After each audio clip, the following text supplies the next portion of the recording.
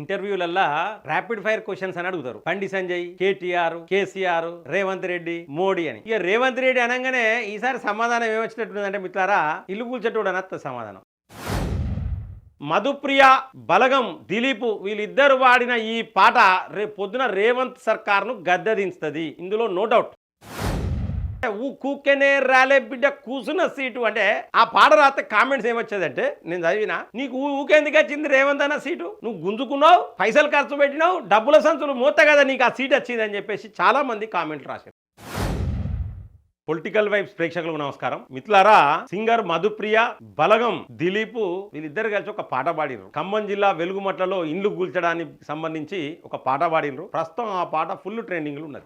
గుండెను తాకింది మిత్రులారా. కళ్ళకు నీళ్ళొస్తాయి. ఆ పాట చూస్తే కళ్ళకు నీళ్ళొస్తాయి. నాకు తెలిసి ఈ పాట బీఆర్ఎస్ వాళ్ళు రాయించినట్టున్నారు. రాజకీయాలకు అతీతంగా చెప్తాను. ఎక్సలెంట్ ఉన్న సాంగ్.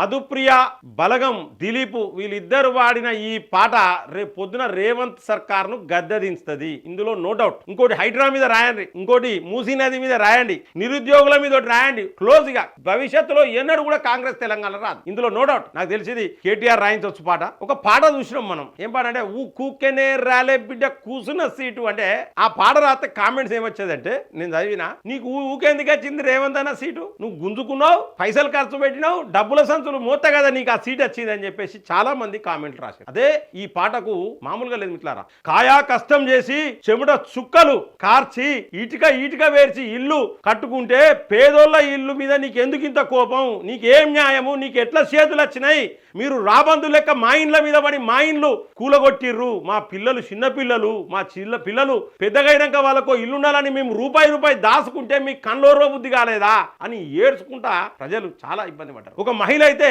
నేను కనీసం ఒక్కసారన్నా నా ఇల్లు చూసుకుంటాను ఒక మహిళ. మరొక మహిళ ఏంటంటే, నా భర్త చనిపోయి సంవత్సరం అయింది, నాకు ఇద్దరు పిల్లలని ఏడ్చుకుంటా మరి ఆ ఇద్దరు పిల్లల కోసం ఉన్న ఇల్లును కూలగొట్టిండు రేవంత్ రెడ్డి అని ఆ మహిళ ఏడ్చింది. ఇవన్నీ అంశాలను కూడా ఆ పాటలో పెట్టి కళ్ళకు అద్దినట్టు ఇట్లా మనం చూస్తే ఎట్లుంటుందో అట్లా కనబడుతుంది ఇట్లా ఆ పాట. నిజంగా హార్ట్ టచింగ్, గుండెను దాకింది, మన హృదయాలను కదిలించే సాంగ్ అది. ఈ 3 రంగుల జెండా పట్టిండు, ఒక్కడే సింగము, పులి, సింహం, ఏంటి ఇవి కాదు పాటలు. కళ్ళకు కట్టినట్టు అక్కడ ఏం జరుగుతుంది, ప్రభుత్వం ఏం చేస్తాంది, ఏం చెప్పింది అనే పాట ఇది. ఖమ్మం జిల్లా వెలుగుమట్లలో ఇండ్లు కూల్చివేయడాన్ని మనకు కళ్ళకు కట్టేట్టు చూపించారు ఆ పాట. నిజంగా శబాష్ అని చెప్తున్నా. ఒక big salute to Madhupriya, singer and Balagam, Dilip. ఇక నా ఒక ప్రధానమైన డిమాండ్, మరి ప్రభుత్వం పైన ఈ విధంగా పాట రాసిర్రు, పాట వాడిర్రు, మరి ఇది హిట్ అయింది పాట, ప్రస్తుతం ట్రెండింగ్ ఉన్నది. గద్దర్ అవార్డు ఇస్తారా రేవంత్ రెడ్డిని అడుగుతా ఉన్నా. మరి ఈ పాటకి ఇవ్వాలి కదా గద్దర్ అవార్డు. ప్రజల మనసులను దోసుకున్న ఈ పాటకు నీకు దమ్ము ధైర్యం ఉంటే రేవంత్ రెడ్డి ఇస్తావా?